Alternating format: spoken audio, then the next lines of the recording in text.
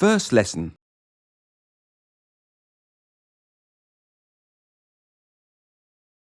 Welcome aboard.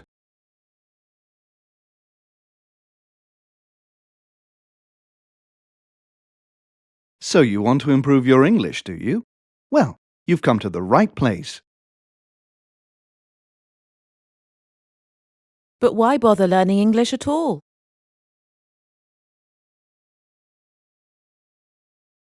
Here are a few reasons. It's the language of business, commerce, and technology.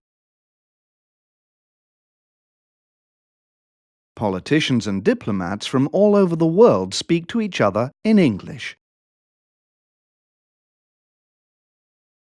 It is the first or second language of more than 1 billion people. And another billion or so are learning it at this very moment. English is also the main language of the global IT industry and the media. And it is also a major medium for publishing, advertising, and science. Last but not least, it has one of the world's richest and most varied bodies of literature. Is this bad news for other major languages like Spanish, French, Arabic and Chinese? Not really. First, English is pretty illogical. There is no ham in a hamburger and no pine or apple in a pineapple. And pronunciation can be a nightmare, as you surely know. Sentences like, "The soldier decided to desert his dessert in the desert," can drive even the hardiest learners to distraction. But when all's said and done, English may be the victim of its own success. So many people in so many places now speak their own variety of the language that native speakers can find themselves at a disadvantage. English, like Latin before it, no longer belongs to its country of origin. Welcome aboard for this trip through the highways and byways of English.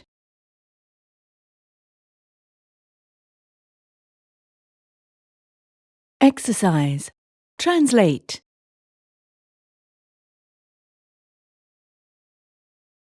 Why bother buying a lottery ticket? We'll never win.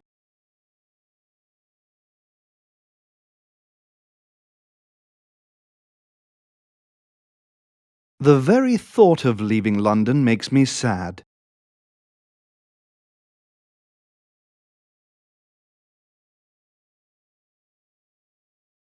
The publishing industry is booming at the moment.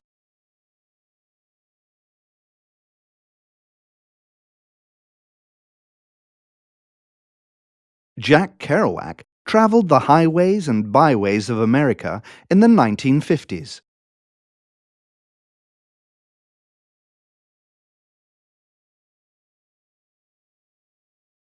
Last but not least, the soldiers decided to desert their dessert in the desert.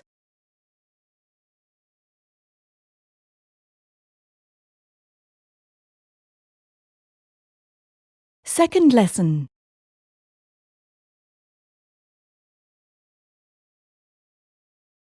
I'll have finished next week.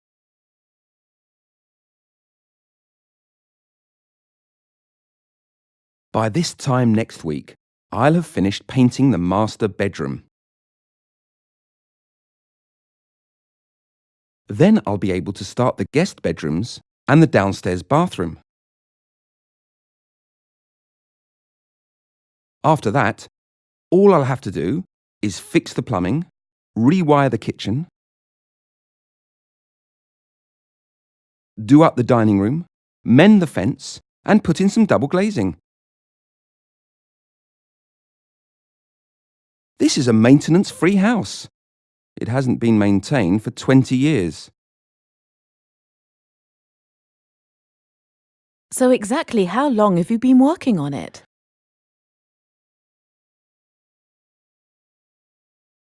It feels like forever, but in actual fact, about 6 months, give or take a week. And what will you do when you finish the whole thing?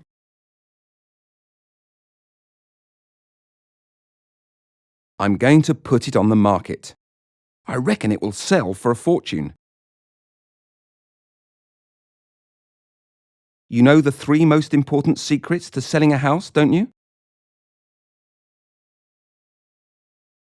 Location, location, and location.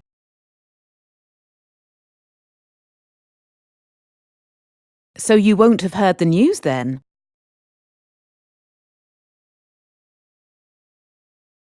News? What news? I told you, I haven't set foot outside the house for months. They're going to be building a new motorway at the bottom of your garden in about 2 weeks' time. A motorway? You're kidding me. All that work for nothing. You'd better hurry up and finish. Otherwise, all that effort will have been wasted.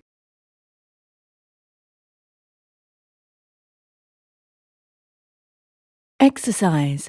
Translate.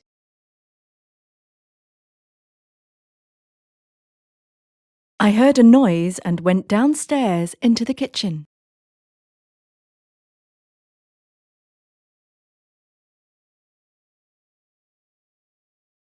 CompuSoft will be releasing a fix for the security problem next month.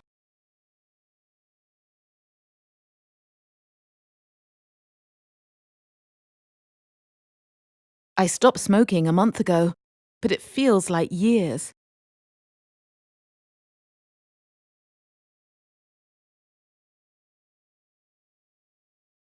We have to work tomorrow, so we won't be staying long.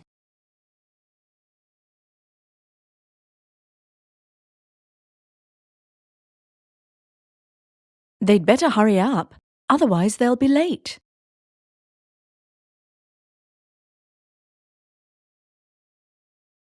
Third lesson.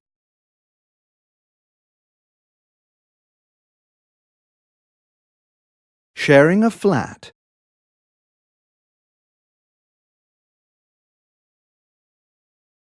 The housing market has gone crazy, and house prices have gone through the roof. They say that an Englishman's home is his castle. But most of us can't afford a bedsit in the outer suburbs nowadays. Let alone a 2-bedroom flat in the city centre.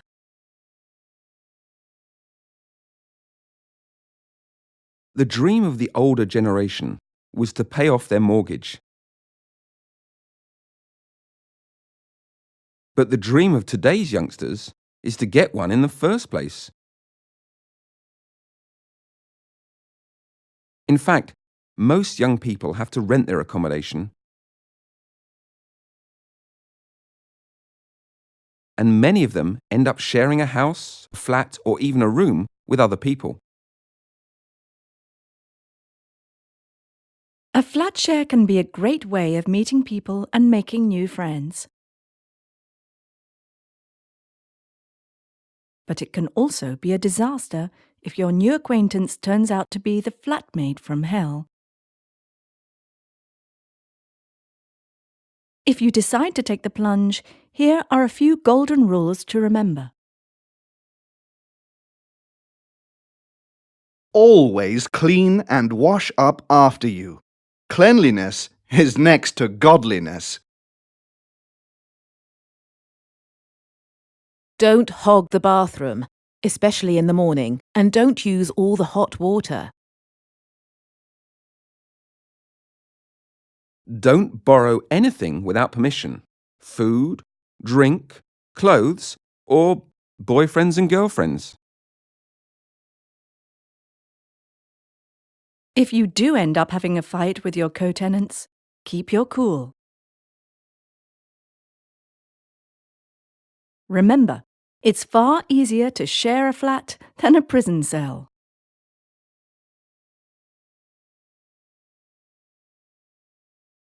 Exercise.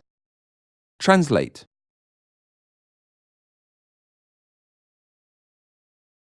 I will have paid off my debts by the end of next year.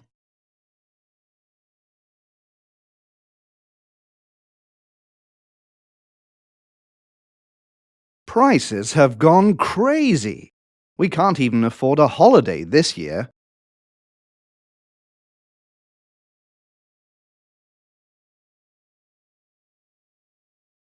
He turned out to be the neighbour from hell.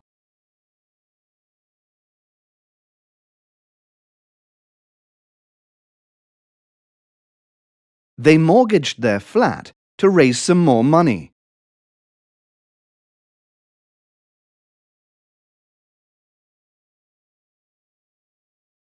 Remember the old saying, cleanliness is next to godliness.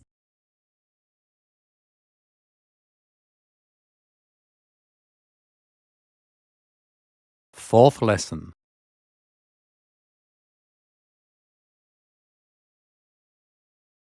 To let.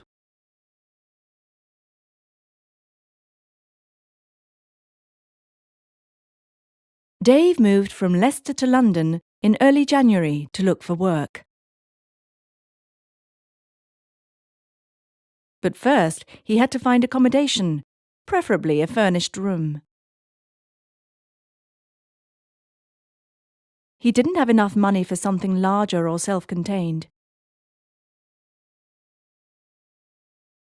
That evening, he got an evening paper and turned to the small ads.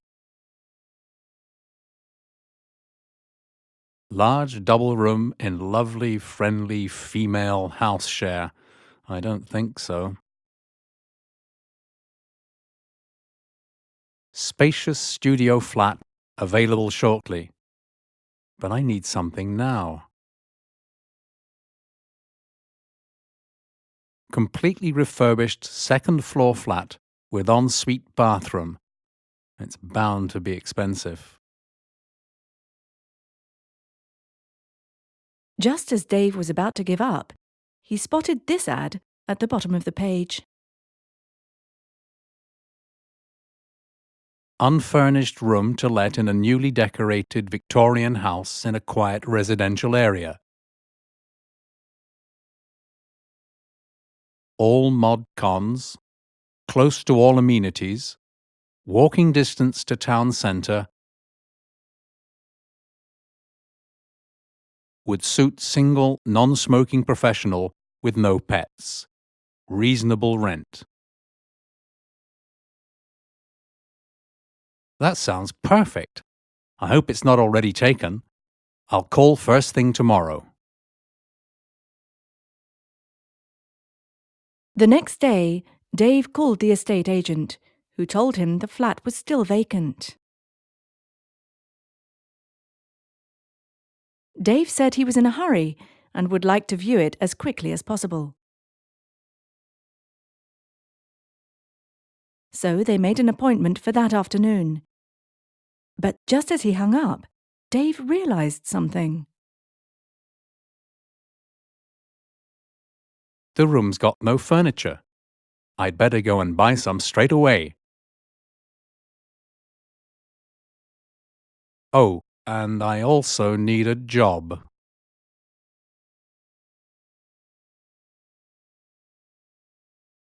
Exercise. Translate.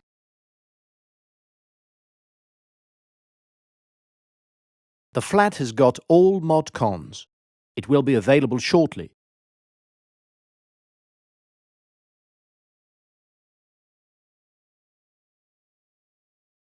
Advertising is expensive, but publicity is free.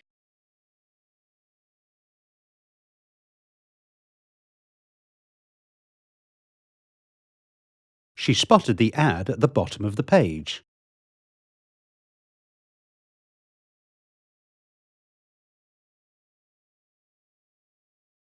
I'll call you first thing in the morning.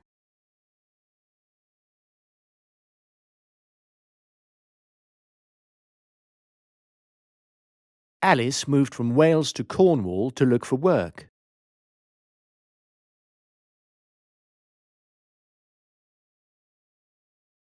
Fifth lesson.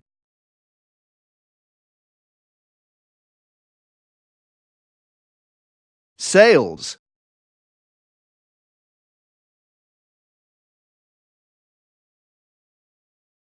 If you want to shop cheaply, you can wait until the sales start. Looking for a new dishwasher? Need a new microwave? Got an eye for a bargain? Look no further. Make a beeline for Cotton's Super Saver Summer Sale. We're knocking hundreds of pounds off manufacturers' list prices on a whole range of goods. Check out our stunning range of electrical appliances at staggeringly low prices. Save hundreds of pounds on a wide range of home appliances and furnishings. Our prices are reduced by anywhere up to 80%. So get your skates on and get down to Cotton's quickly, before we sell out. Another way to make savings on high street prices is to shop online. With Web Select, you get huge discounts on a superb range of household goods. All products are brand new and come with a minimum 1-year manufacturer's warranty. Extended warranties are also available. All prices include free mainland UK delivery. Safety and security when ordering and paying online are absolutely vital. And a lack of confidence among consumers has held back the growth of this type of retailing. But if you follow these simple tips, your home shopping experience will be safe and enjoyable. Always use a secure website. Never give your credit card details by email, but above all, think before you buy. If an offer sounds too good to be true, it probably is.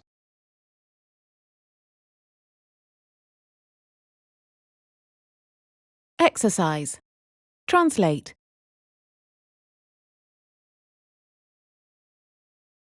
He made a beeline for the bar as soon as he arrived.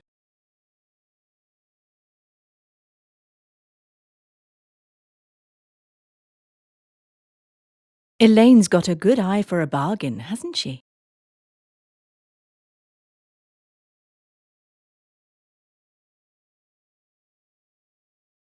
You can make big savings by shopping online.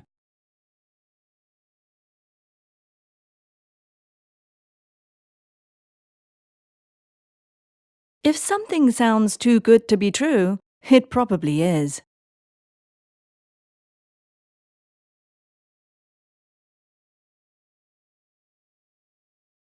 The high street stores have sold out of the new video game.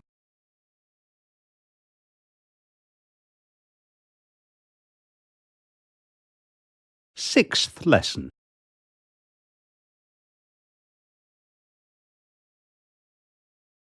Visiting.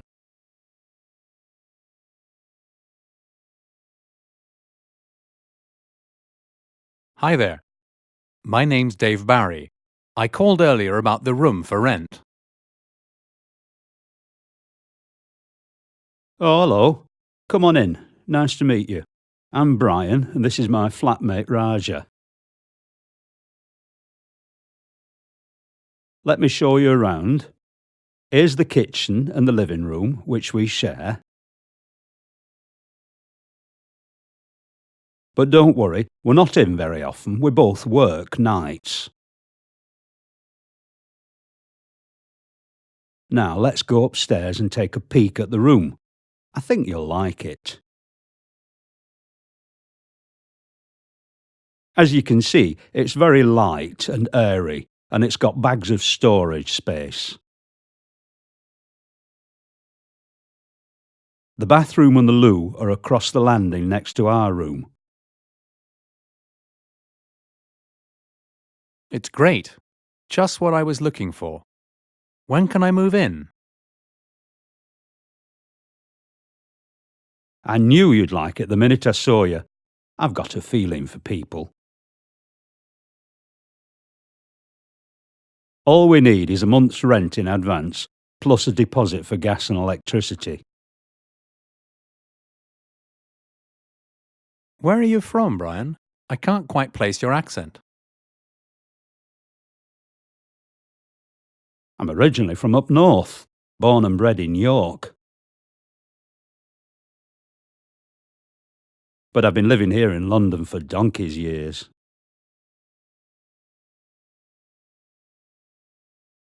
York's a really cool city. Don't you miss it?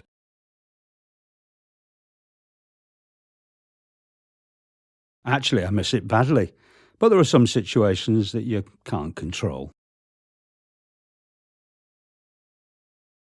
Now, let me get you something to drink. What do you feel like? I need my coffee fix. I haven't had a cup all morning. No worries. One espresso coming up for our new flatmate.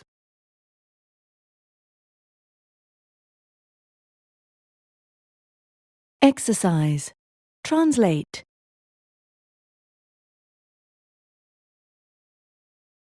They paid her 2 years' wages when they fired her.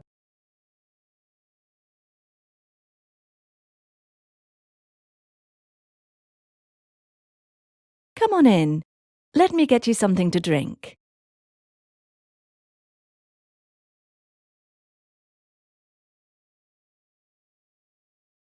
I feel like a coffee. Coming up.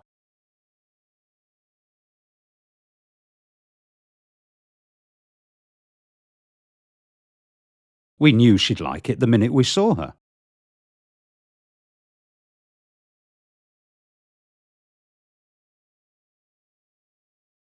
Where are you from? I'm from up north.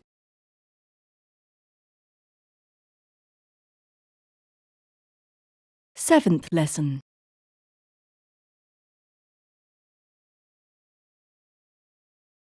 Why bother doing up the house? The very thought of it makes me tired.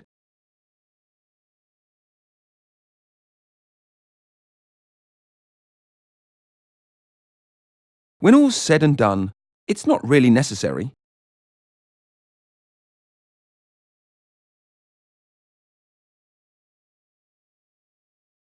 Don't worry. We'll have finished by this time next month.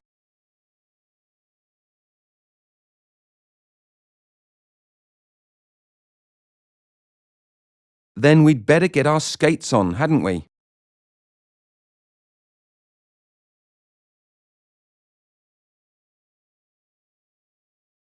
I can't afford a new dishwasher, let alone double glazing.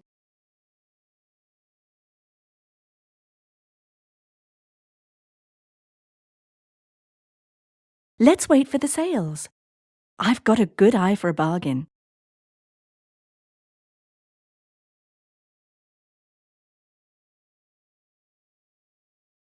And don't forget, you can get huge discounts by shopping online.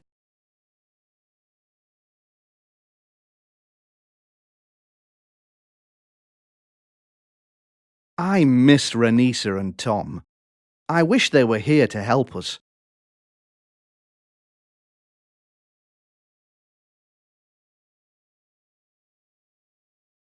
They're old friends.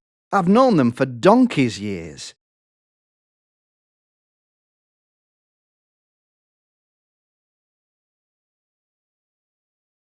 So you won't have heard the news. They're divorced.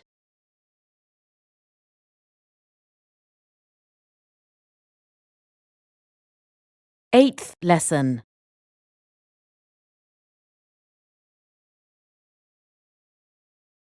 Employment.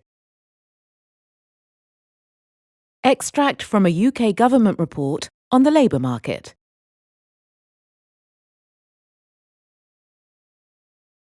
Employment, both full-time and part-time, has been increasing steadily for several decades.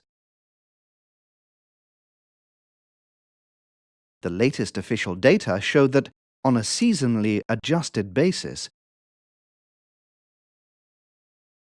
30 million people aged 16 and over were economically active, up some 2.5% from a year ago. The number of people working flexible time has risen by more than 1 million. Last year, for example, it rose by 700,000. But as a proportion of all those in employment, it has remained stable for 3 years. More importantly, the redundancy rate has been falling for the last 3 years. The ratio of the number of redundancies to the number of employees is at an all-time low. The number of workless households was around 3 million, 100,000 fewer than last year. One of the most striking trends is the higher participation rate for women in the workforce. Among the reasons for this is that more women delay having children until their 30s.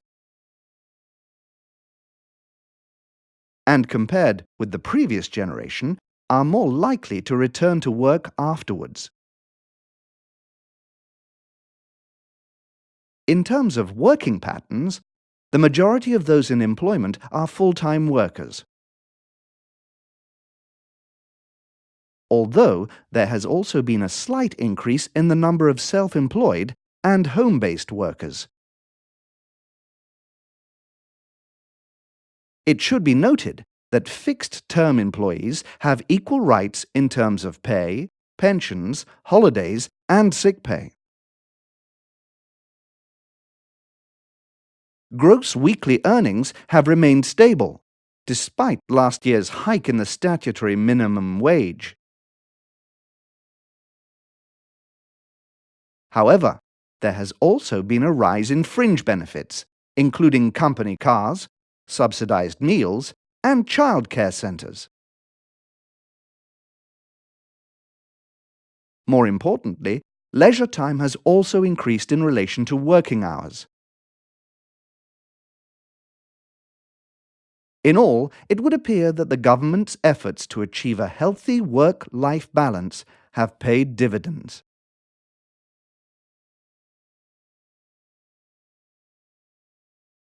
Exercise.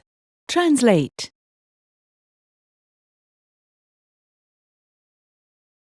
On a seasonally adjusted basis, unemployment has been falling steadily for a decade.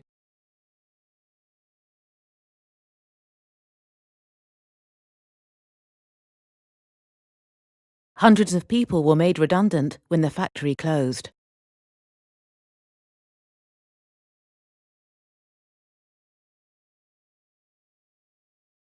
Some youngsters lack the support they need to change their behaviour patterns.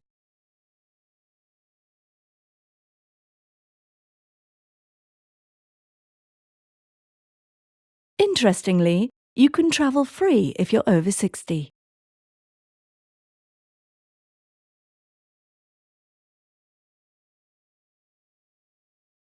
The new employment strategy has paid dividends.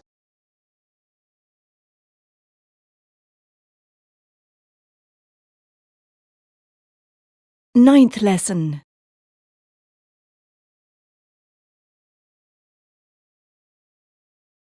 Situations vacant.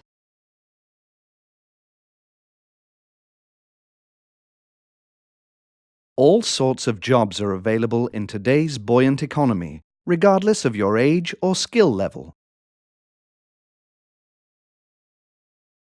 From fishmongers to flight attendants, researchers to receptionists, PAs to PR managers, and solicitors to salespeople. You can take your pick.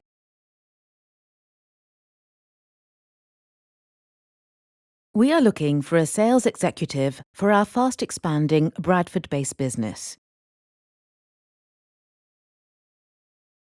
We are the UK leader in the design and delivery of supply chain solutions for a wide range of clients. You will be articulate, outgoing and sales-driven with excellent interpersonal skills. Looking for a job? Bored with sitting around? Want to get back to work right away? Call us today to find out about this exciting opportunity in a busy downtown office. Competitive basic wage plus overtime, commission and a company car. We have an opening for a website designer to start work at once in our London branch.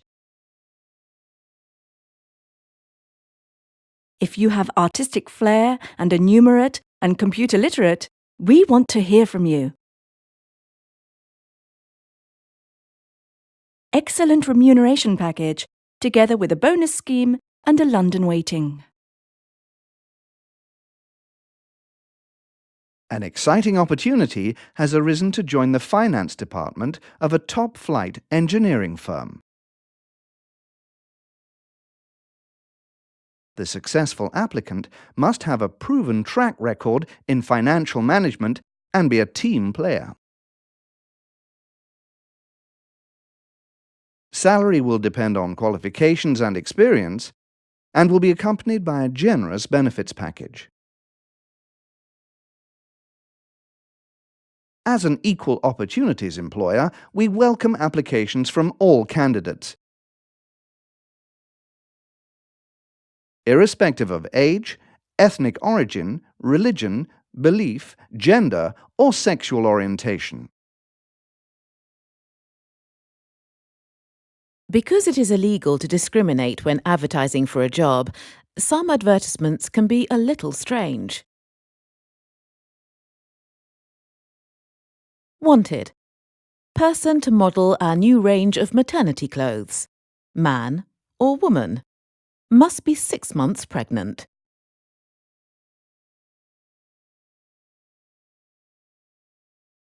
Exercise. Translate.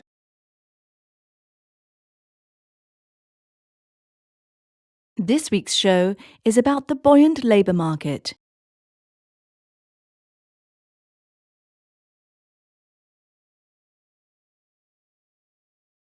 The airline has an excellent track record for safety.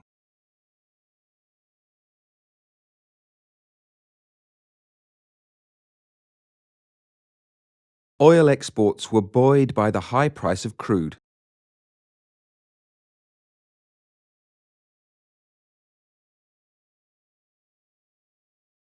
I'm bored with sitting around. I want to get back to work right away.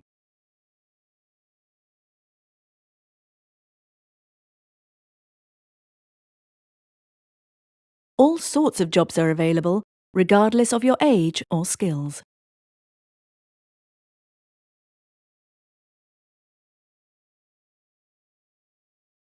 Tenth lesson.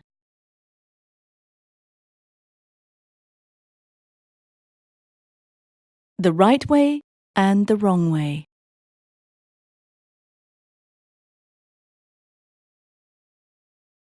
Dear Sir or Madam, I am writing in response to your recent advertisement for a customer relationship officer. After graduating in business from the University of Western England 5 years ago,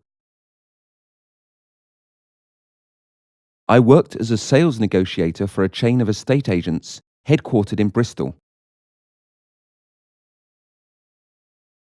I then relocated to Birmingham for personal reasons and was unemployed for a short spell. Not only did I quickly find a new job, I was also promoted to manager within a fortnight. I am a self-starter with a can-do attitude and an ability to multitask. I get on well with people and I have first-class presentation and teamwork skills. Your company cannot afford to overlook this opportunity to hire such an exceptionally talented person. Yours truly. Dear Sir, thank you for your application, which we reviewed with great attention. Unfortunately, the position has already been filled and we have no further vacancies. We wish you every success in your search for employment. Yours sincerely, J. Turner, HRM. Realizing that he might have appeared big-headed, Craig rewrote the letter.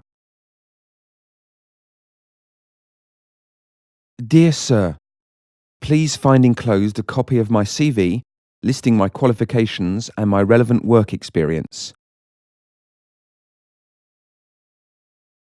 I am available to come for an interview at any time that may be convenient to you.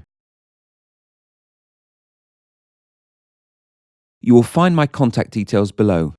Yours truly, Craig Brown. Within a week, he received a positive reply and was called for an interview the following month. The moral of the story? You should never blow your own trumpet.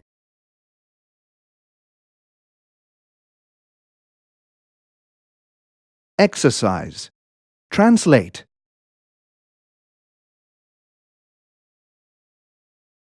We relocated production to a cheaper region.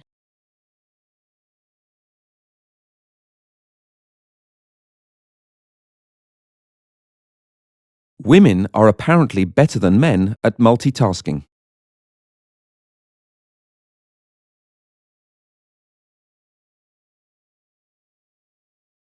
You'd better get on with your work if you want to finish before midnight.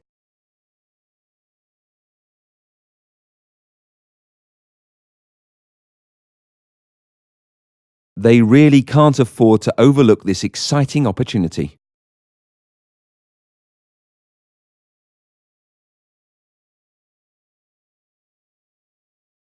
Please send us a letter with a CV and your contact details.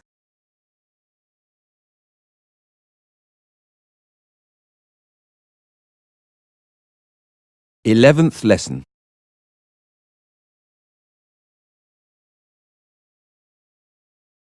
Tips for a successful interview.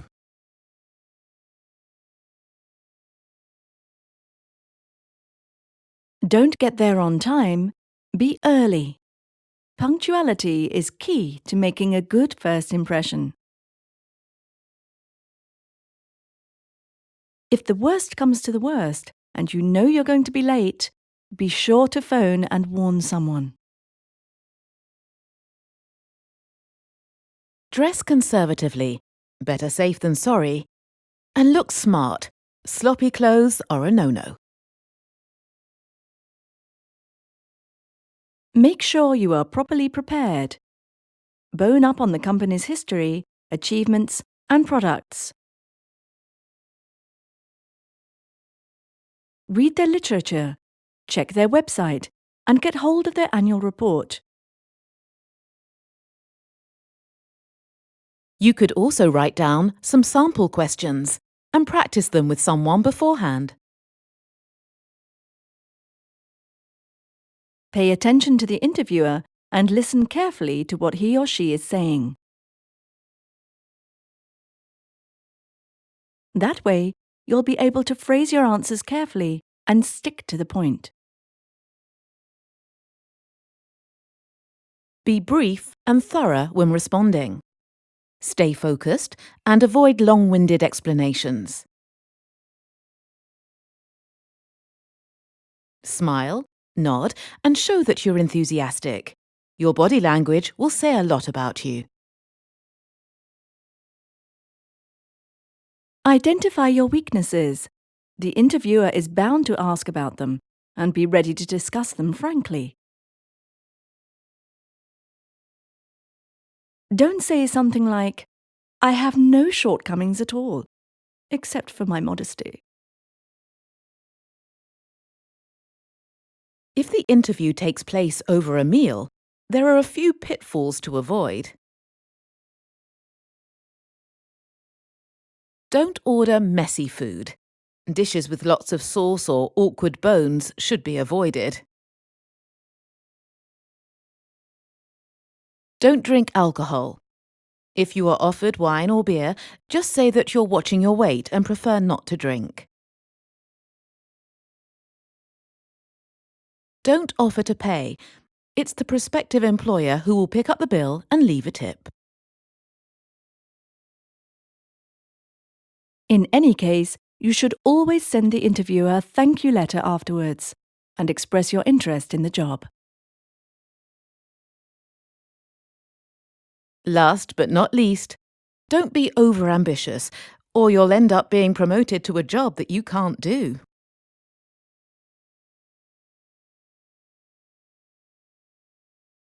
Exercise. Translate.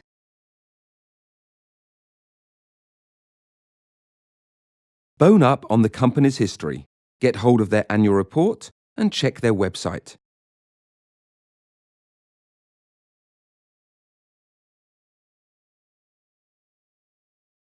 Stick to the point. You're too long-winded.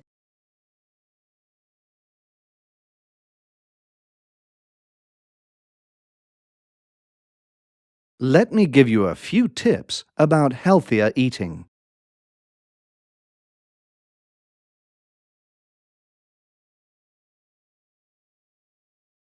You must look your best for tomorrow's interview. Jeans are a no-no.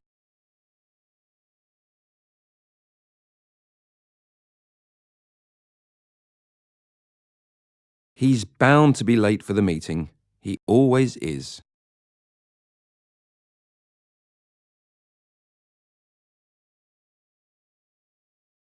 Twelfth lesson.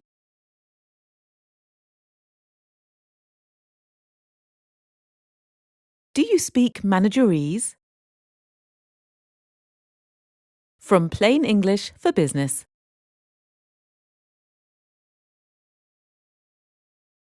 Once upon a time, managers used to talk in simple language about their jobs and their firm. They used plain English, and they would be understood by everyone around them.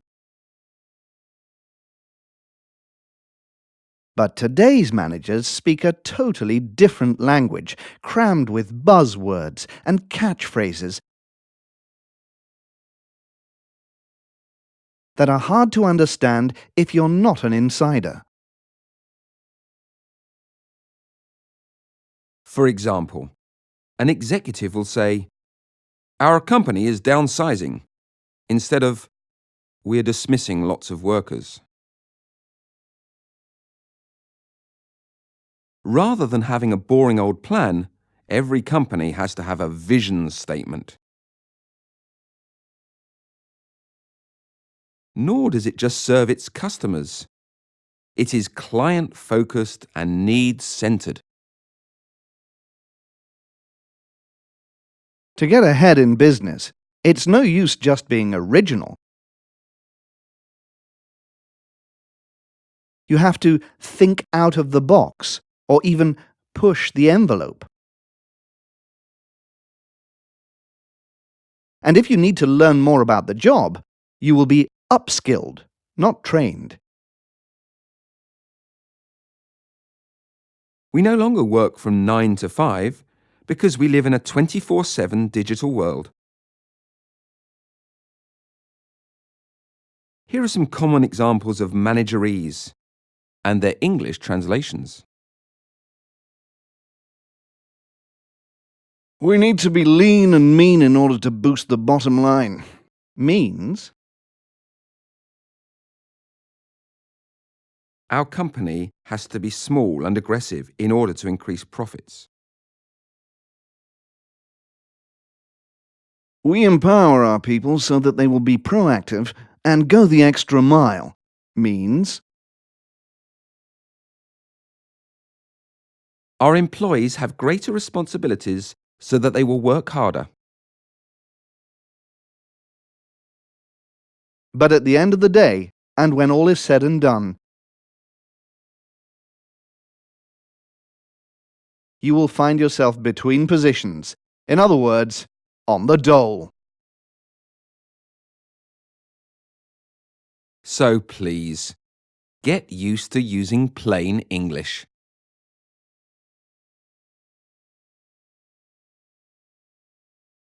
Exercise. Translate.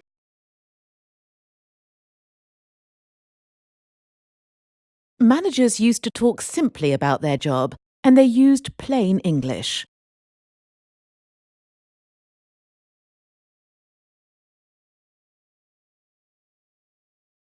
The company doesn't have a plan, nor does it dismiss people.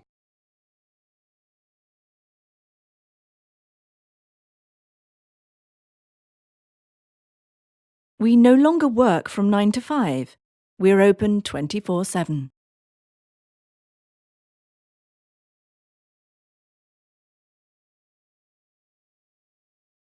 She's not used to using spreadsheets.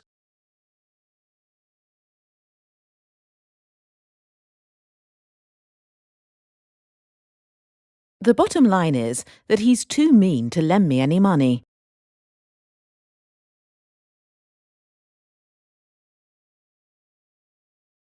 Thirteenth lesson.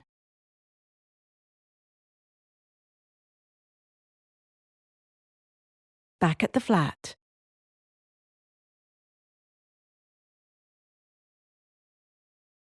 You had a job interview today, didn't you, Dave? So how did it go? Terrible. Every time I open my mouth, I put my foot in it. It can't have been that bad, surely. What went wrong? Everything, Raja. I made a complete and utter fool of myself. First, the interviewer asked me how I deal with certain problems. I'll describe a situation to you, he said, and you suggest solutions to me. You catch an employee sleeping at his or her desk. What would you do? I'd ask them if the coffee machine was broken, of course, I replied. He said, "You'll be given lots of responsibilities. Can you cope?" I told him that in my last job, I was always held responsible if there was a cock-up. Then he goes, "Do you think you could handle a variety of work?" And I go, "I should be able to. I've had 10 jobs in the past 8 months." After that, he asked me where I expected to be in 10 years' time. And I said, since it was Monday, that I'd probably be on the golf course. But I think the last straw was when he asked me if I had any questions. I asked him to explain the benefit package to me and to tell me whether I could have a year's salary in advance. He can't have been very pleased. What did he say?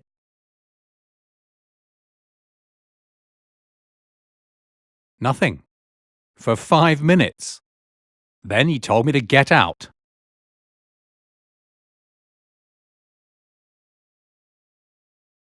Exercise. Translate.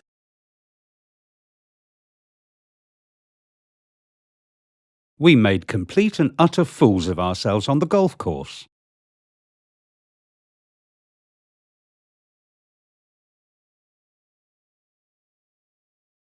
So, how did the job interview go today? Terribly.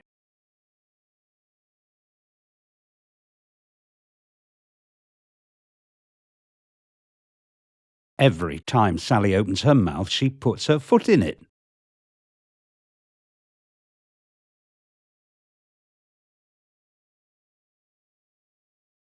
Can you cope with the pressure?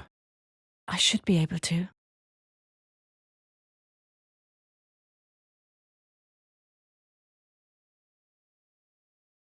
That's the last straw. I resign. Get out of my office.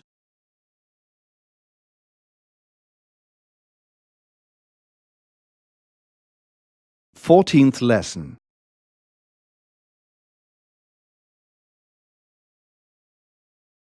The bottom line is that I'm not used to using a spreadsheet.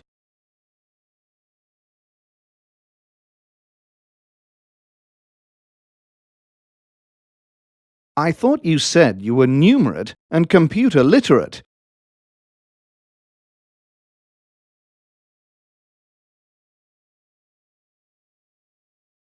I'm sorry. I was blowing my own trumpet.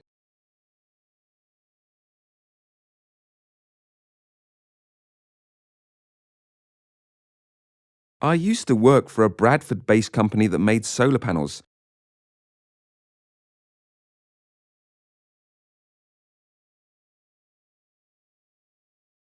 And I would follow training courses at the university every single week.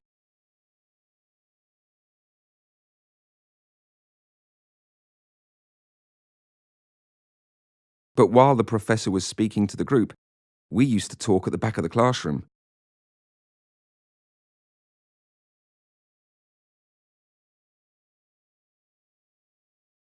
Not only did he get angry, he also told me to get out.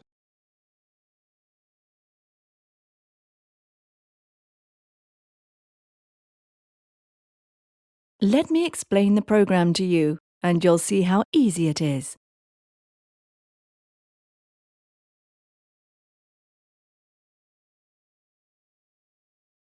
Knowing how to use this new software will certainly pay dividends.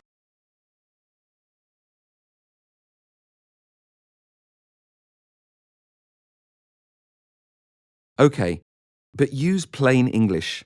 Long words are a no-no.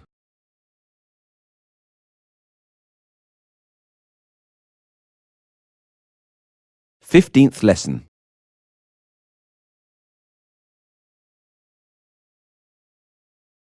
The United Kingdom in profile. From An Introduction to the UK.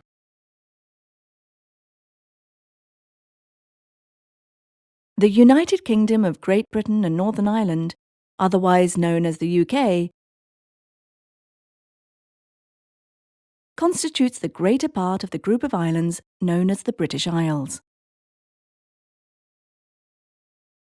the largest of which is Great Britain, made up of England, Wales, and Scotland.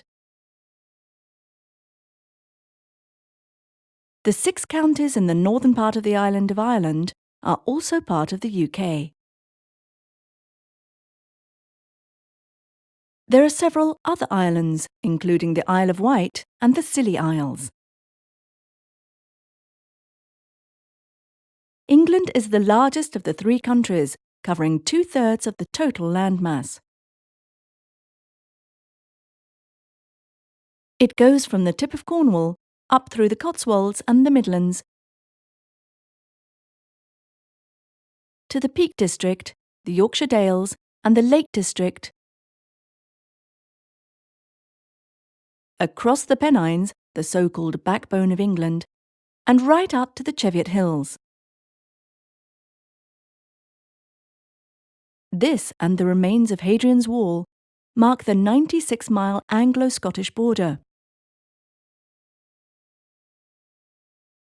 Scotland is composed of the lowlands in the south and the highlands in the north.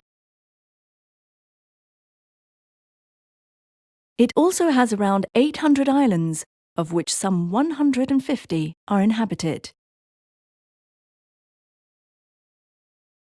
To the southwest of England lies Wales, made up of the mountainous north and the valleys and coastal plain of the south.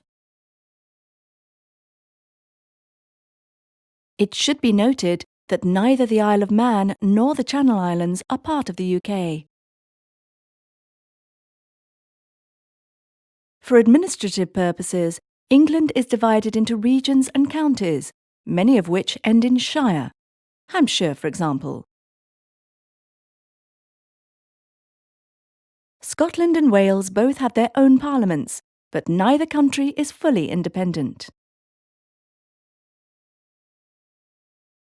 In terms of population, there are 5 times more people in England than there are in the rest of the nation.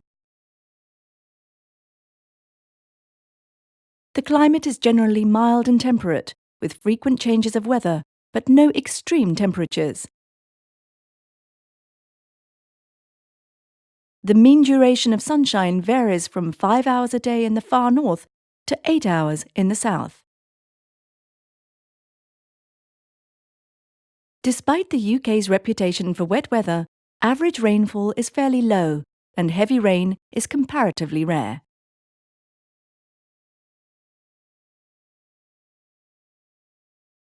Exercise. Translate.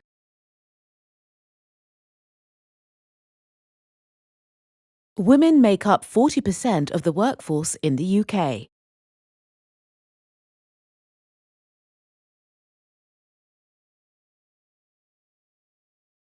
We watched the movie right through to the end.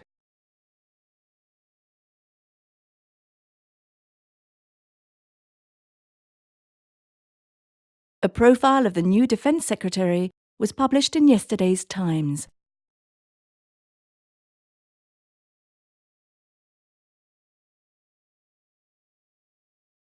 Services are the backbone of Britain's economy.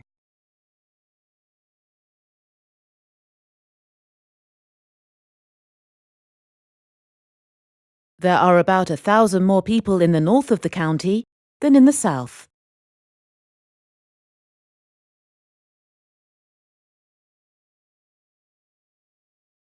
Sixteenth lesson.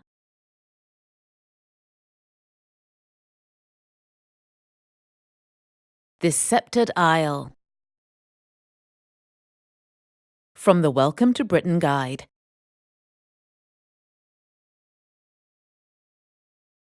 Welcome to one of the most enchanting, varied and dynamic countries in the world.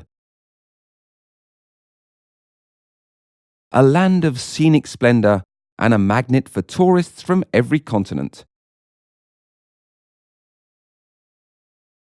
Go surfing off the craggy coast of the West Country. Meander through the timeless thatched villages of Devon. Don't forget to stop for a yummy Devonshire cream tea on your way.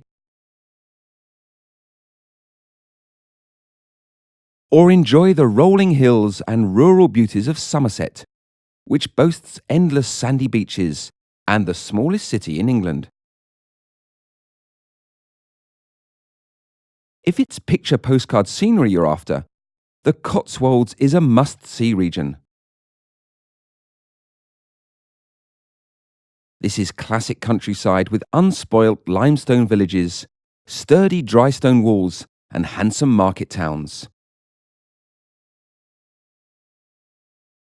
Head further north, where you will find shimmering lakes, fairy tale castles and mysterious moors. The Peak District, for instance, renowned for its wild scenery and crisscrossed with walking trails, is a heaven for nature lovers. Or cross over into Wales, famed for its rugged landscape and snow-capped peaks, but also its magnificent seashore. Travel north of the border and discover the breathtakingly spectacular landscapes of Scotland. with its heather-covered hills, fast-flowing rivers and majestic mountains. Marvel at the raw beauty of the mist-shrouded lochs and awe-inspiring glens. You could even camp on the banks of Loch Ness to catch a glimpse of Nessie. But there's much more to Britain than natural beauty, as if that weren't enough. From stately homes and towering cathedrals to village greens and half-timbered cottages, not to mention bustling cities, world-class museums and galleries, a thriving music scene and a vibrant youth culture. So, whether it's punting on the Isis, rambling through a national park, or just downing a pint in a friendly pub, you're sure to find something to suit your pocket and to keep you occupied, amused, and interested. If Britain didn't exist, someone would surely have to invent it.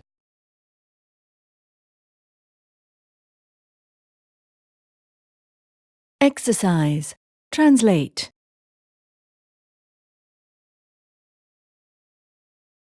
They finished lunch and headed back to the office.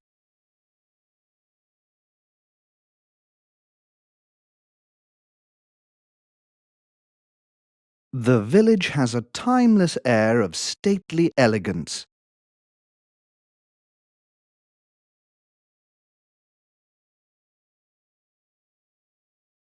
Whether you're upgrading the software or installing it for the first time, follow the same instructions.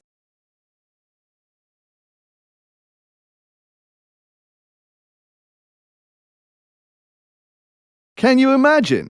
He downed 20 pints before the match.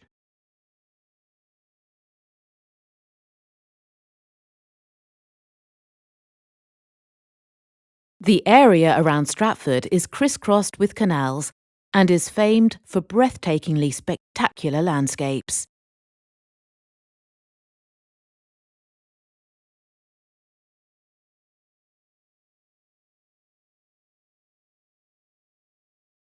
Seventeenth lesson.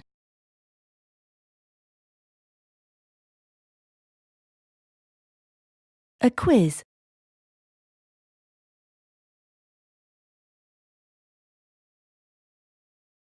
Hello, and welcome to tonight's nail-biting final of the Brain of Britain quiz. Our two delightful contestants have their fingers ready on the buzzer. So let's get cracking with our first round. Place names. The first question's for you, Deborah. Which cities do the following people come from? A Geordie, a Brummie, and a Cockney.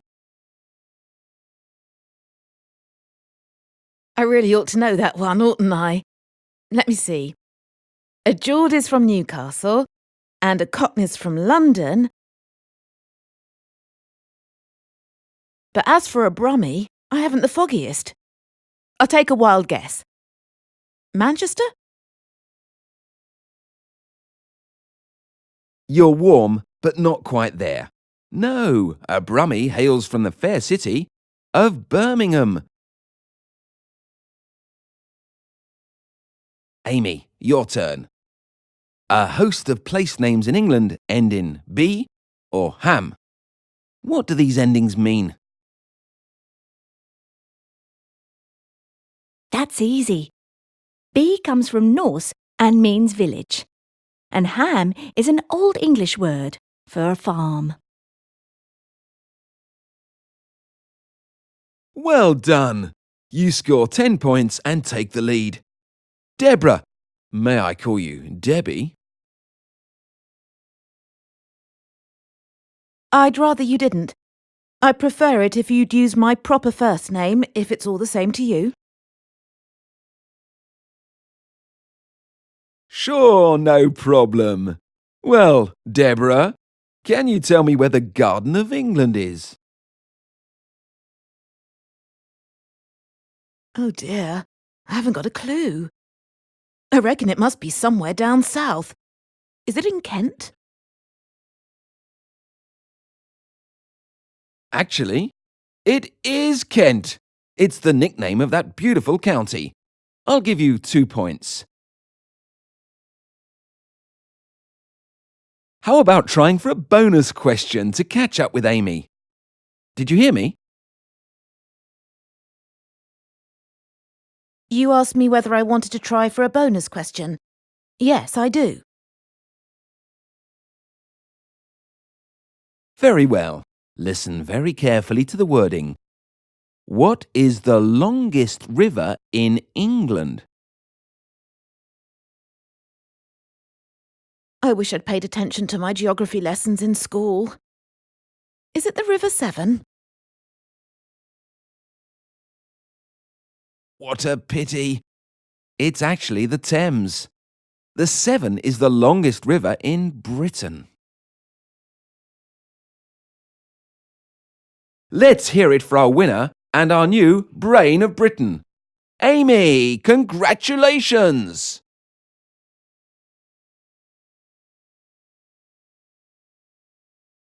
Exercise. Translate.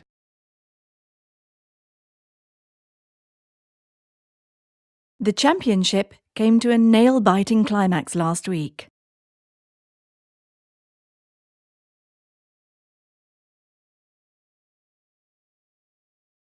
Reporters quizzed the star about her marriage plans.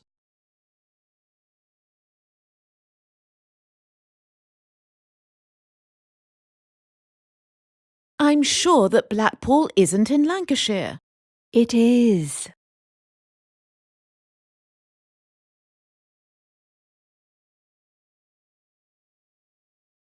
We found her building and she buzzed us in.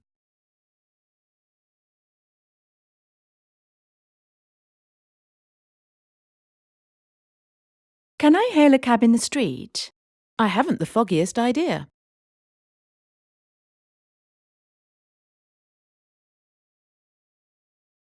18th lesson.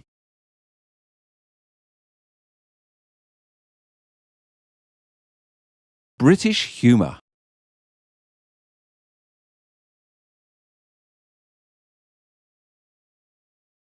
A typical Brit works for a Chinese-owned company, drives a Japanese car, hangs out in Irish pubs, wears Italian-made clothes, eats Indian curry, and drinks German beer, uses a Finnish phone, watches American shows on a Korean-made television, and is suspicious of everything foreign.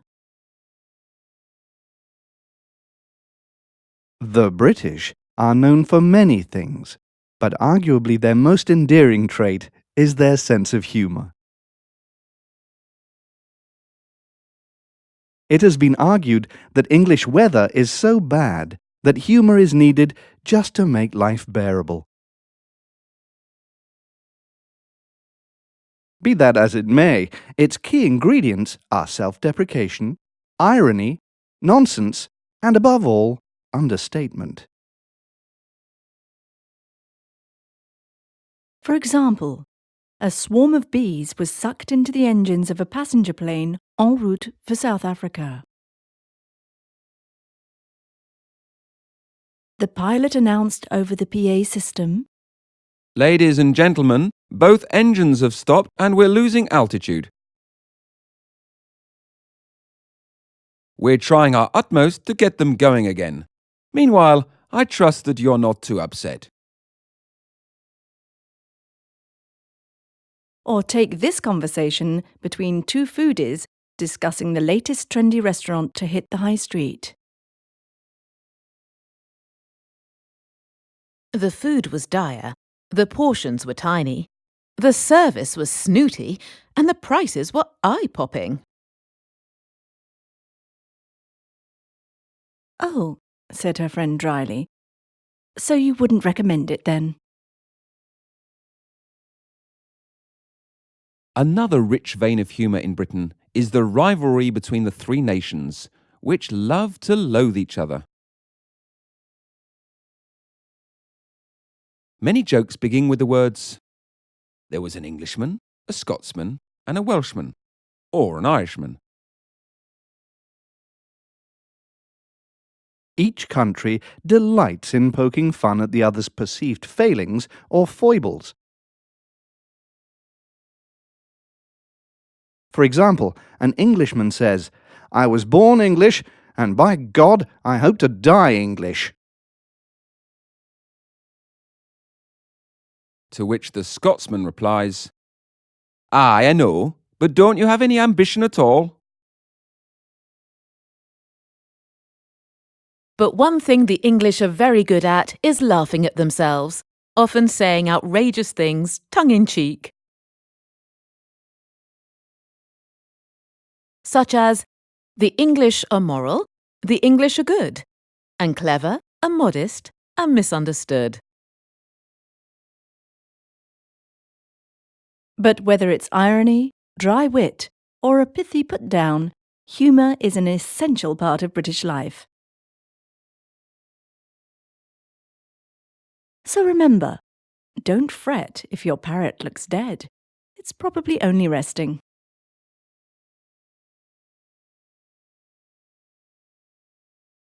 Exercise. Translate.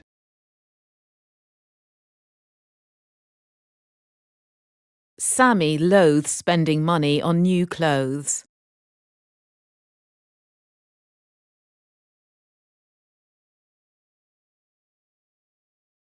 It is argued that global warming will lead to food shortages.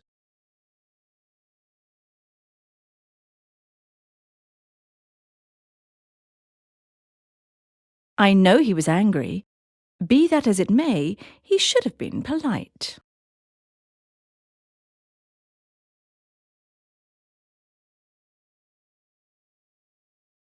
We're doing our utmost, but the situation is very difficult.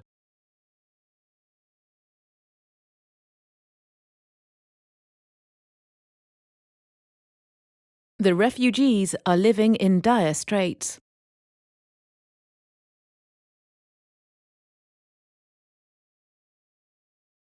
19th lesson.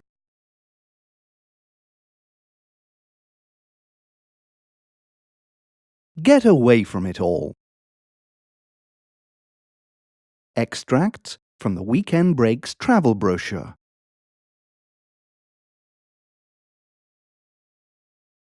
Stuck for something to do this weekend? Want to get off the beaten track and away from the crowds?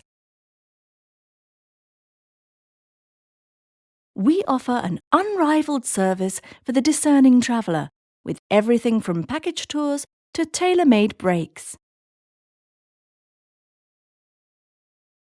Meanwhile, here are a few suggestions to get you in a holiday mood. For a touch of self-indulgence, try the Lanes, a truly tranquil hideaway with superb facilities. Set in some of the loveliest scenery in the county, this boutique hotel is a true gem. Unwind and recharge your batteries at the spa and let their expert staff pamper you. Chill out by the pool and order a refreshing drink from the fully licensed bar.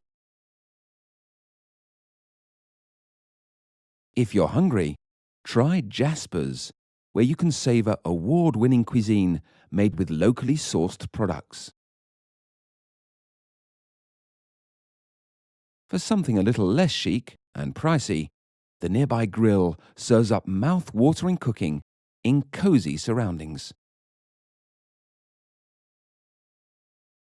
If you don't fancy staying put, why not rent a car, or better still a bike, and tour the Yorkshire Dales?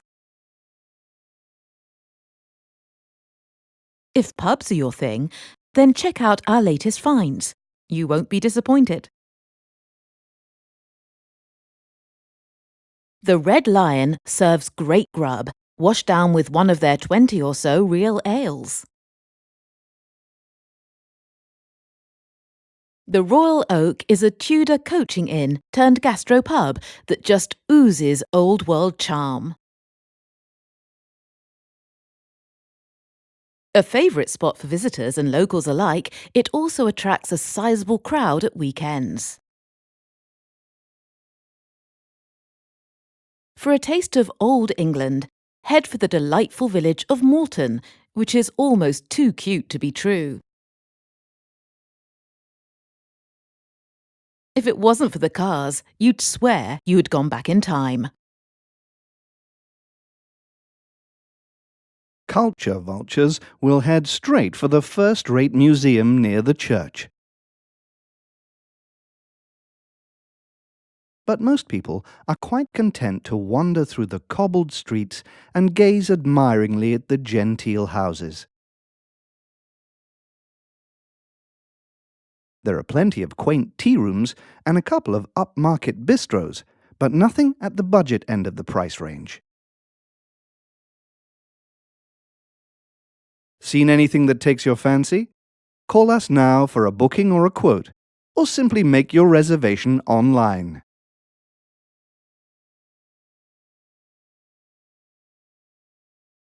Exercise. Translate.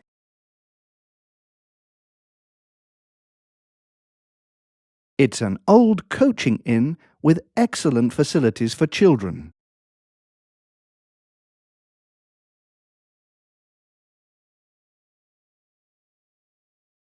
We're stuck and we can't find any information in the manual.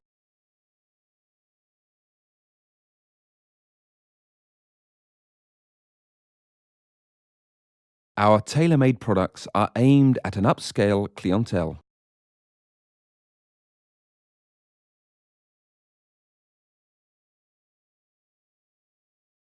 They didn't go surfing. They just sat on the beach and chilled out.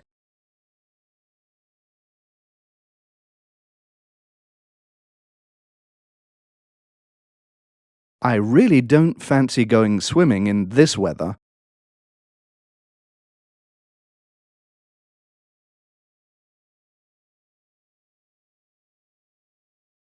Twentieth lesson.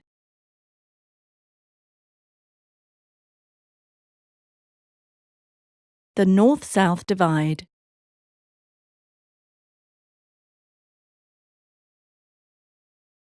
So, how do you find living down south, Brian? You must really like it. Don't be daft. If it weren't for me job, I'd be back up north like a shot. Oh, come on. Surely you don't mean that you'd rather move back to Yorkshire? Too right I would. Folk here are far too snooty and unfriendly. I get really brassed off with people who think that the North Country is all flat caps and Coronation Street. I only wish they'd go and see what things are really like. They'd soon be laughing on the other side of their face. But surely the North is not so affluent, people are less well off, and there's higher joblessness. That may once have been the case, but things have changed radically over the past few decades. We've had urban regeneration, companies are relocating to northern towns and cities. The standard of living has improved, and the way of life is much more laid back. Anyway, this isn't exactly a paradise, is it? You can't find accommodation for love nor money. The cost of living is astronomical. Public transport's a joke. And the pollution is so bad you can hear the birds coughing in the morning. But you can't seriously be suggesting that you're better off than we are. Could it be that you're looking at things through rose-coloured glasses? No way. And let me tell you another thing, you toffee-nosed southerner. Up north, we're down-to-earth, straight-talking, no-nonsense people. Keep your shirt on. I was just winding you up. I know you're right. You better watch yourself, lad, unless you want to kick in the teeth. Where I come from, he were a bloody southerner is a legal defence.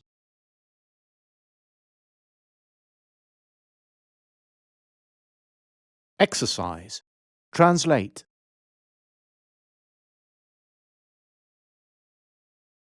When I asked them for a loan, they laughed in my face.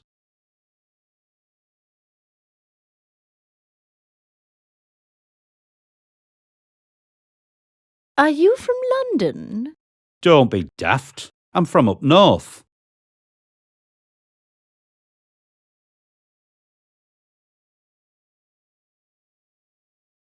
He can't seriously be suggesting that Delroy is a good artist.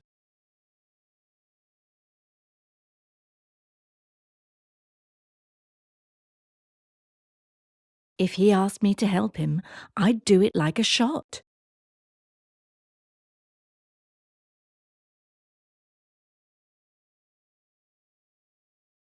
Half the households in the US will be unable to maintain their living standards in 10 years' time.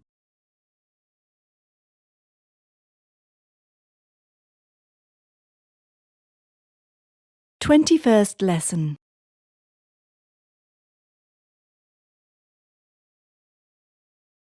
We're late. We had better leave very quickly.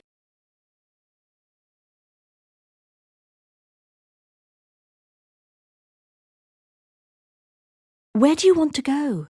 I have no preference. Give me an idea.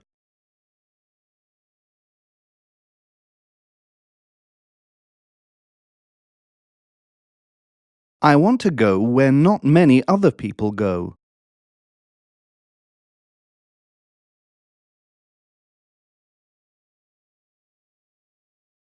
I'm trying very hard to find a suggestion.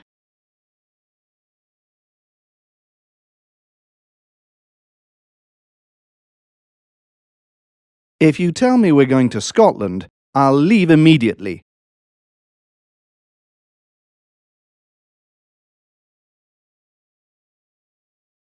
But if you're trying to make me angry, you will soon regret it. 20-second lesson.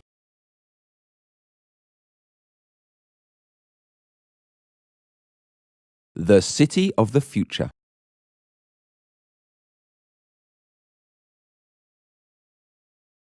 With UK cities expanding at an alarming rate and gobbling up smaller towns and villages,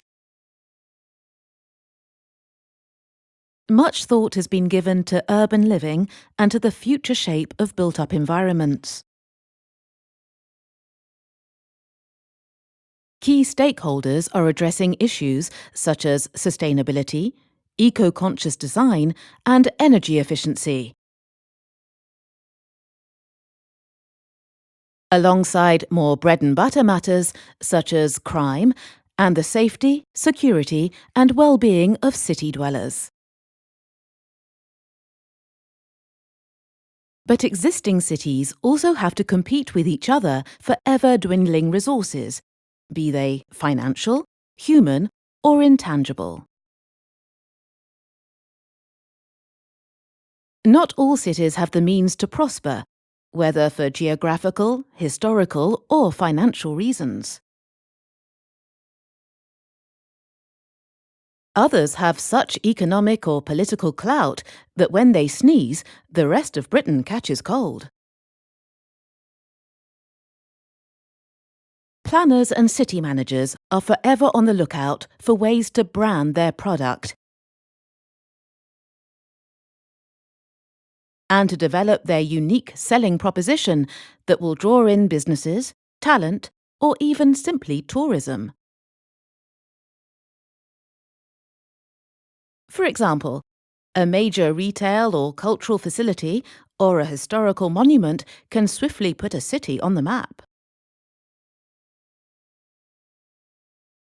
Other places make their mark by being a transport hub or a gateway to other areas of the country. So cities with fewer jobs and less opportunity will have to come to terms with the fact that in order to survive, they will have to pool their resources and forge links with neighbours, possibly merging with them. One way of laying the groundwork for the city of the future is to leverage trend-setting technologies.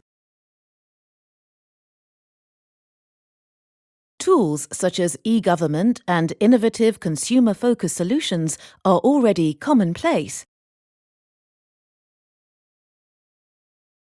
And a whole new breed of electronically delivered services are waiting in the wings. But a forward-looking approach to harnessing these innovations is needed if they are to live up to their promise. A case in point is the smart home, which interacts with its occupants and keeps them safe and well. We are all going to be able to live longer and healthier lives thanks to the awesome power of technology. However, as an eminent scientist said recently when presenting a paper at an international gathering of designers, for the time being, my smart home feels remarkably thick. All the elements have to be pulled together if they are to work seamlessly. Sometimes the future seems a long way off.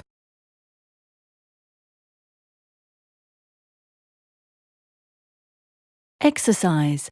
Translate.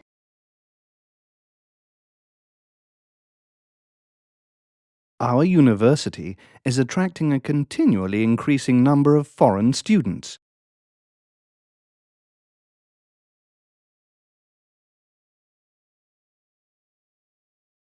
She's always on the lookout for ways to save money.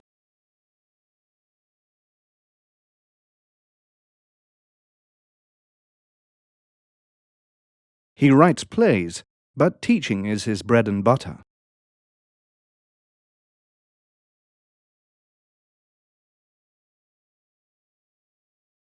The government is becoming ever more aware of its environmental responsibilities.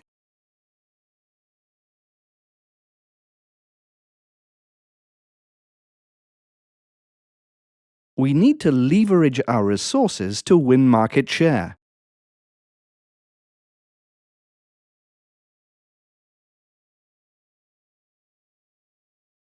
"23rd lesson.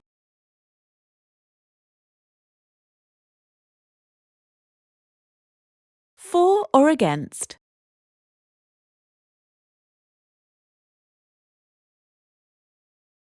Welcome to another edition of Vox Pop, the phone-in program that lets you, the listener, have your say on the key issues of the day. Today's topic is city life. Are you for it or against it? Would you rather be a townie or a countryman? Let's hear from our first caller, Wayne from Glasgow. Hi, Wayne. What's your take on this? Thanks. Love the show. I've got to say that I just adore living in a big city. Not only do I get to meet all kinds of interesting people, I can also get around easily by public transport. Eat out every night in a different place and never get tired of exploring. Cities are cool. All right, let's go to Trudy in Gloucestershire. What have you got to say to Wayne, Trudy? Never have I heard such a dumb reason for living in a concrete jungle. I wouldn't be caught dead in a city. I live in a small village in a remote part of the country, and I still have a really busy social life. So busy am I that I never have time to get bored. But I'll bet that Wayne does, whatever he says. Over to Rita in the exciting city of Bristol. You're on the air, Rita. Got any ideas on country life? I most certainly have. I couldn't bear the silence. I've got to have noise, bustle and excitement. Never did I think I'd become a city girl. I was born on a farm in the wilds of Wales, you see. But try as I might, I could never settle down and enjoy it. I had a thing about cities. So when I was 15, I upped sticks and headed for the bright lights of Bristol. Who are you trying to kid? What about the crime, poverty and urban decay? Come off it! Surely you don't think that cities are dangerous places? Hey, no arguing, guys. We've only got a few minutes left. Time for one last caller. Hiya, it's Maggie from Glasgow. All I can say is that Wayne and I can't be living in the same city. Glasgow, safe? What with reckless drivers, gangs, even the muggers go around in pairs. The only way to be safe on the streets is to drive a tank, but that would only add to the pollution. That's all we've got time for tonight. Thanks to all our callers. Tune in next week for another action-packed show.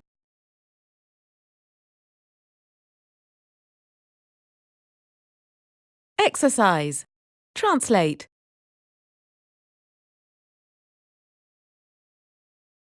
Not only does she get to meet interesting people, she also gets paid.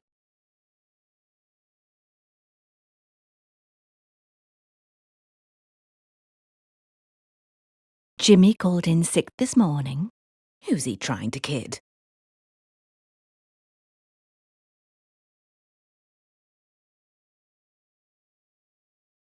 They live in the wilds of Gloucestershire, far from the noise and bustle of the city.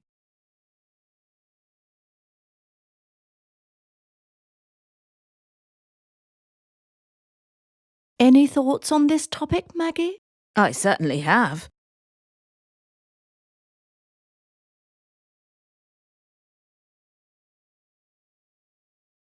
Sue can't take a plane. She's got a thing about heights.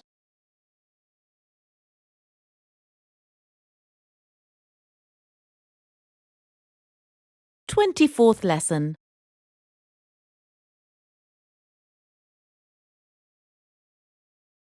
A brief history of urban development.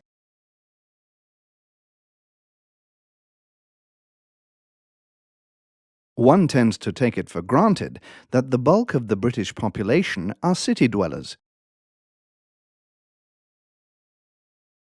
Historically, however, this is a recent development, and many Britons still have close ties to the countryside.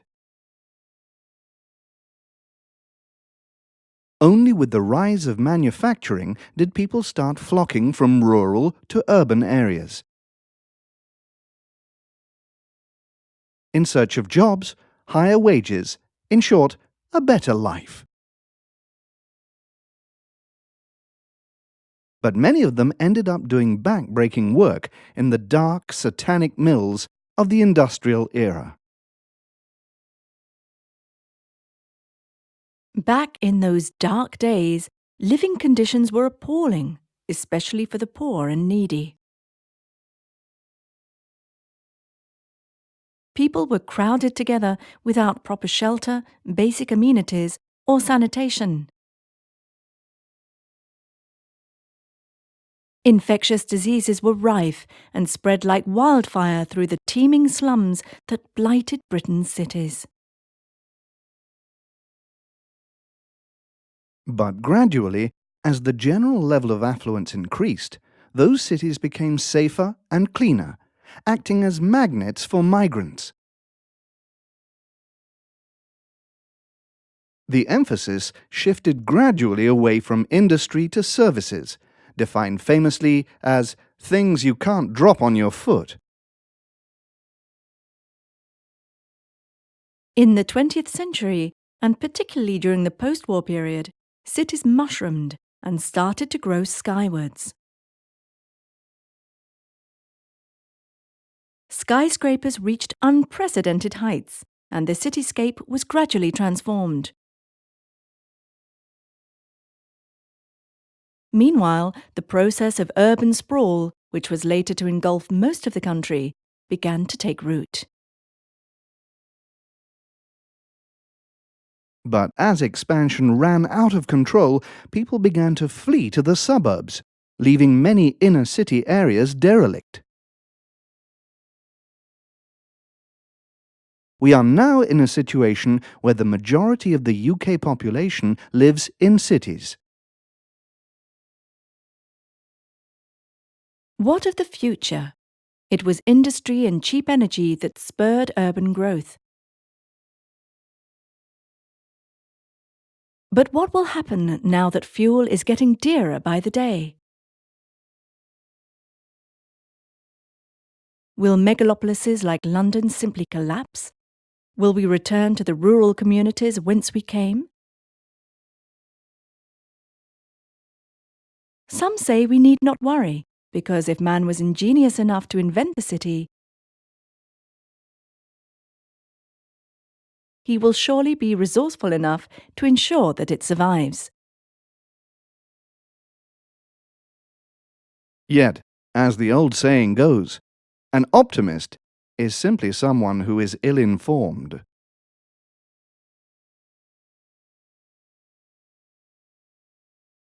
Exercise. Translate.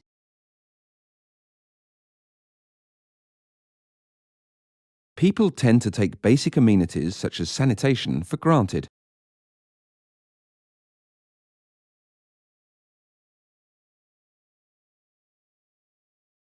It's a hard job, but I think we've broken the back of it.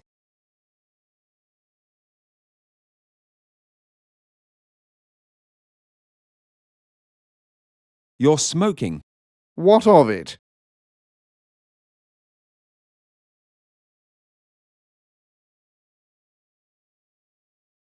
She was sprawled in an armchair reading the paper when I came in.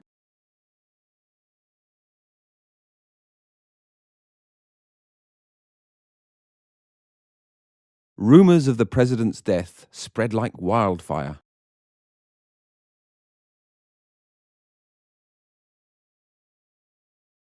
25th lesson.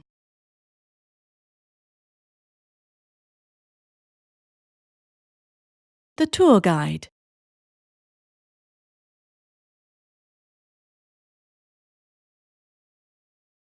Afternoon, ladies and gents. I'm Doug, and I'll be your guide for this afternoon's London tour. Our theme is More Than Meets the Eye, so be ready to find out a few of the best-kept secrets of this fascinating city. To coin a phrase, when a man is tired of London, he's tired of looking for a parking place. Coming up on your right is the Palace of Westminster, better known as the Houses of Parliament. It's made up of the Lords, for the posh people, and the Commons, for the likes of you and me. Did you know that the monarch isn't allowed to enter the House of Commons without permission? Mind you, why would she want to go there in the first place? You know what they say about politicians, don't you? They're like nappies. They need to be changed regularly, and for the same reasons. Now, that famous landmark over there is called Big Ben. Am I right? Wrong. It's actually St. Stephen's Tower. Big Ben's the name of the bell inside. It chimes about 150 times a day and never goes on strike. Now take a look over there on your left and you'll see Downing Street, home of the Prime Minister and the Chancellor of the Exchequer. I bet you didn't know that the front door to number 10, where the PM lives, opens from the inside only. You can't trust no one nowadays, can you? Try not to stare if you please. It's rude. We're now arriving at Trafalgar Square. There's old Nelson trying to catch a glimpse of his fleet. In the distance you can see Buckingham Palace, which was actually built on the site of a former house of ill repute, as the saying goes. If you keep your eyes peeled, you might just spot a real live royal. You never know your luck. If you'd care to glance over to your right, you can just about make out another famous monument, Charing Cross. London's always been a bit of a cosmopolitan place, to say the least. Charing Cross, the Elephant and Castle, Marylebone, Rotten Row in Hyde Park, all those names were originally French or Spanish. Later on, we'll take the tube over to the Tower of London and take a peek at the Crown Jewels.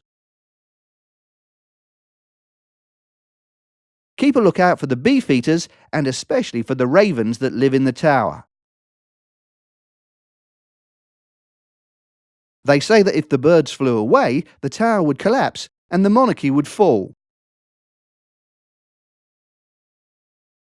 So no one's taking any chances. The poor things have had their wings clipped, just in case they're Republicans.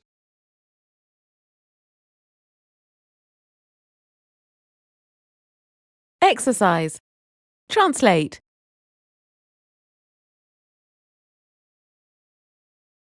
Being a tour guide is a difficult job. Mind you, it's well paid.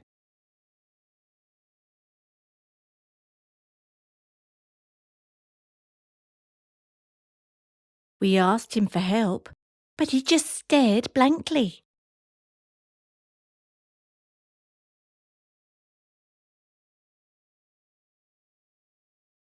Investors had a rude awakening when the bank announced its results.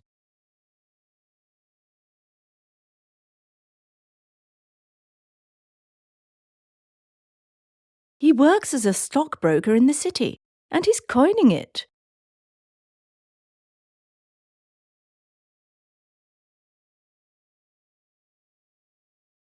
I glanced behind me and realized that I was being followed.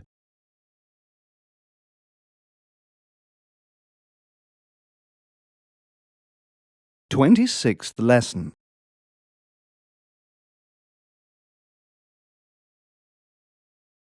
Our ancestors.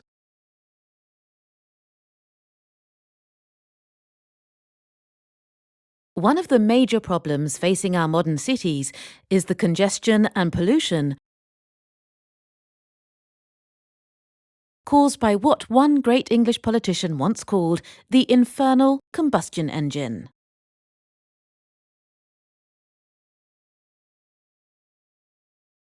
But don't go thinking that the problem is recent. Alas, it was ever thus.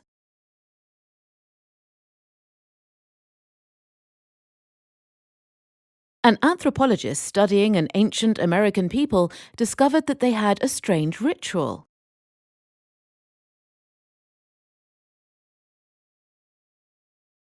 They worshipped an animal called the rack, a peculiar and dangerous creature that was a vital part of their everyday life.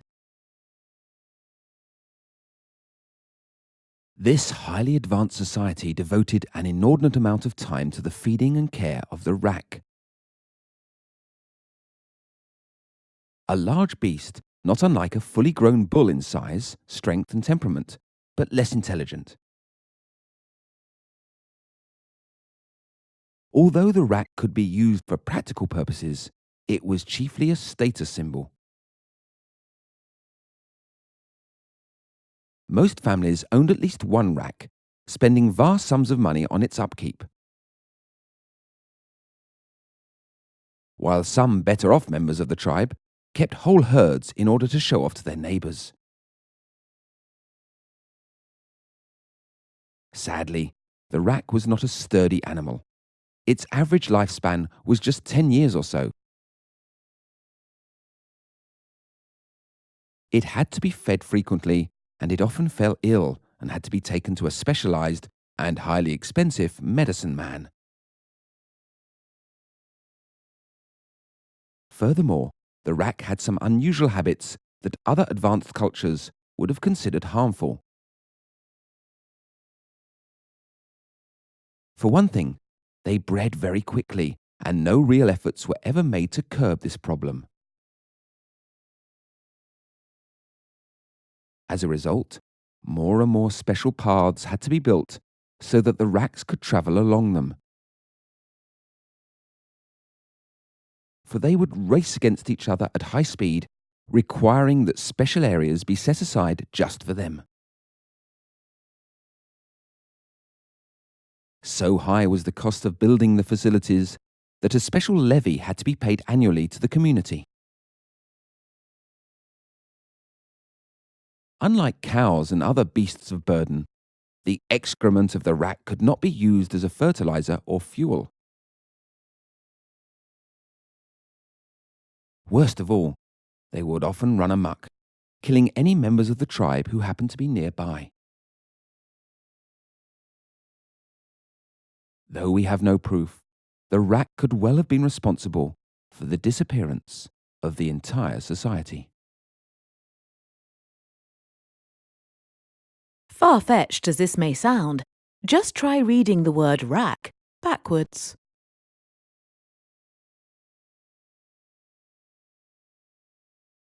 Exercise. Translate.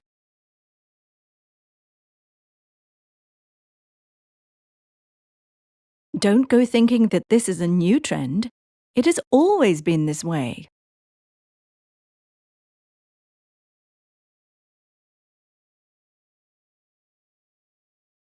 The damage had to be seen to be believed.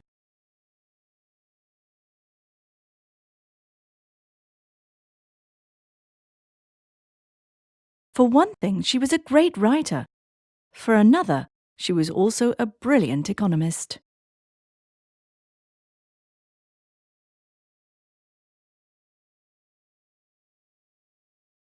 You'll only throw fuel on the flames if you answer his email.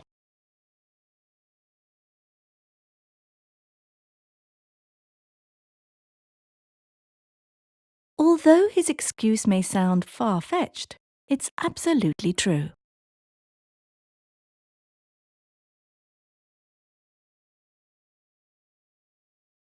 Twenty-seventh lesson.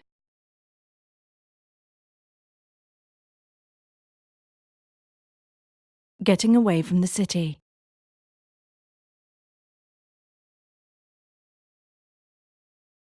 I love the city. I honestly do. But I also need to get out of it every now and then. Fancy a day trip on Saturday?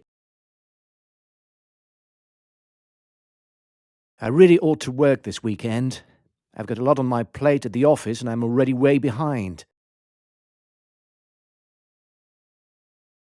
It'd probably do me good, though. A change is as good as a rest, as they say. Where shall we go? What about Hampton Court? There's a fabulous maze, and we can picnic in Bushy Park afterwards if it's fine.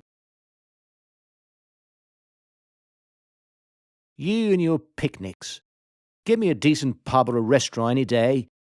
Any better ideas? How about Oxford? It's only a couple of hours away by car and there's loads to see and do. The dreaming spires and whatnot. I do believe they might even have an upmarket eatery or two. I haven't been there for donkey's years. How about it?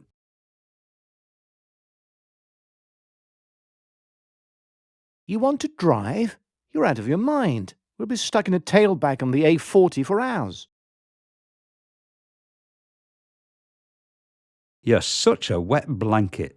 Why don't you come up with a better idea then?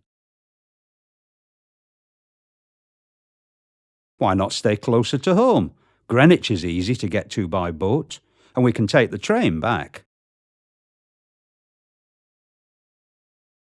It's really quaint. We can potter around the second-hand bookshops, go to the flea market. No way. I have no intention of spending the day with a shopaholic. Anyway, the place will be crawling with tourists. You needn't be so rude.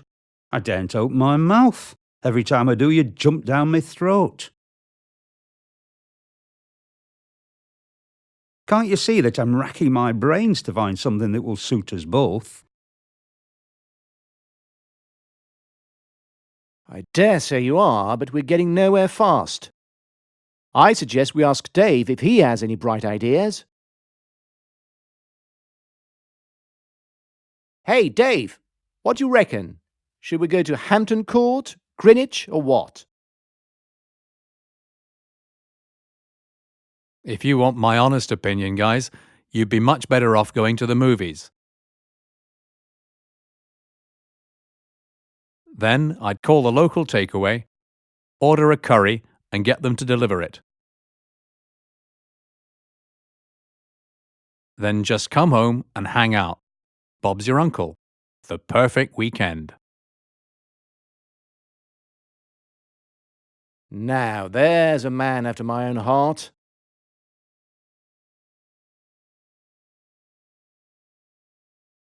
Exercise. Translate.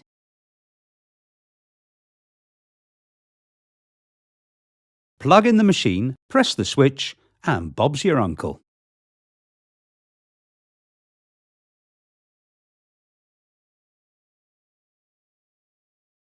Now that he's retired, he just potters around the house.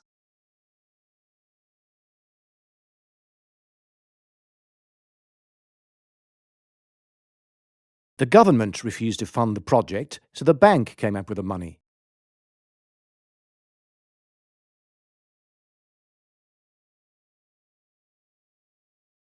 He said he would rather act in films than direct them any day.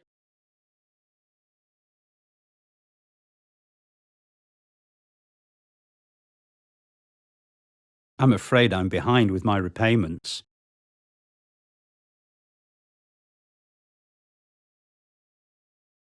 28th lesson.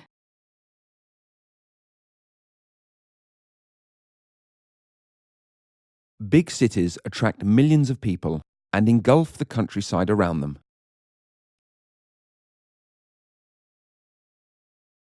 It's hard to escape from a city.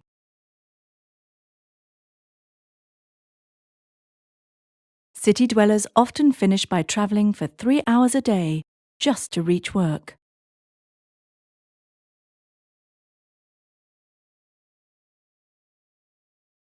And when the smog is bad, they can't even identify the buildings around them.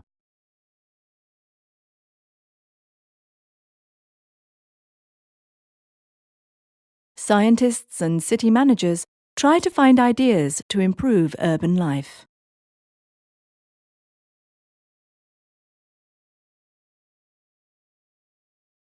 The best idea, they say, is to build cities in the country.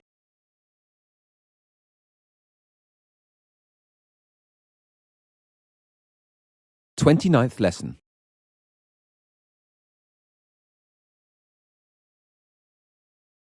Look how far we've come.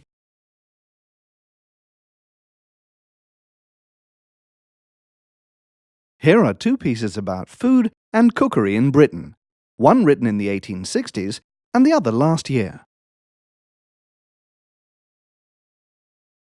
It has been asserted that English cookery is, nationally speaking, far from being the best in the world.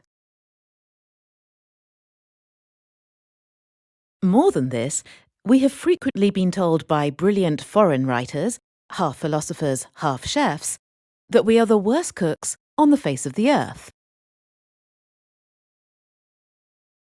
And that the proverb which alludes to the divine origins of food and the precisely opposite origin of its preparers is peculiarly applicable to us islanders. Man, it has been said, is a dining animal.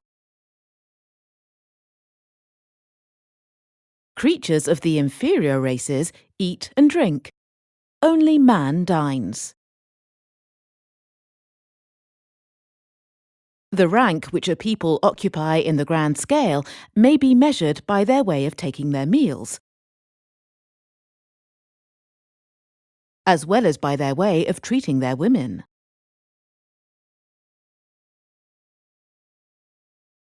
The nation which knows how to dine has learned the leading lesson of progress.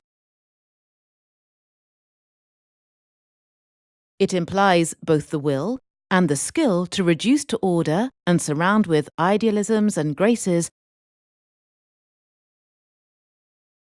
the more material conditions of human existence.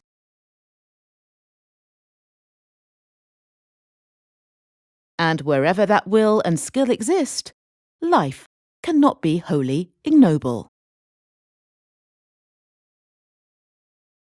Forgive the pun, but we English have had a chip on our shoulder about our food for far too long. People used to say, "I cook for fun, but for food, I go out to a restaurant." It's time to celebrate the rekindling of our interest in our culinary identity. The big problem with our national dishes is not what they are, it's what they're called. Let's face it, who in their right mind would want to eat something called black pudding or spotted dick? Does your mouth water at the thought of toad in the hole or bubble and squeak? Because of this inferiority complex, we tend to make a big palaver about a subject that's really straightforward. Cooking great ingredients simply and well, and not bothering about keeping up with the Joneses. So, if it's bangers and mash that rings your bell, then go for it. But if you want to nuke a ready meal, that's fine too. Just remember, follow your gut instinct, literally, and cook whatever makes you feel good.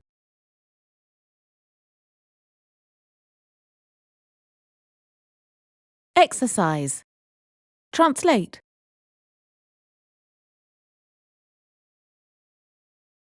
Does money really matter in the scheme of things?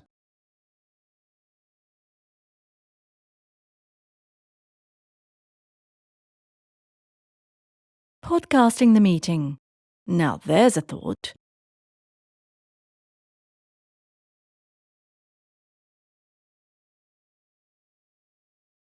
Nobody in their right mind would upgrade to the new operating system right now.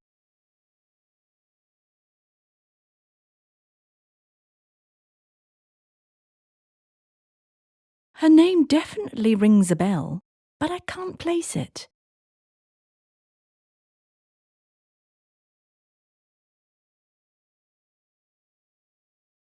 The emergency plan is being implemented on a national scale.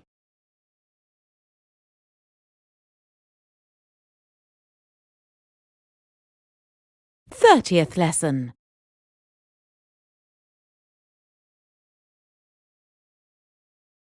Have you heard the one about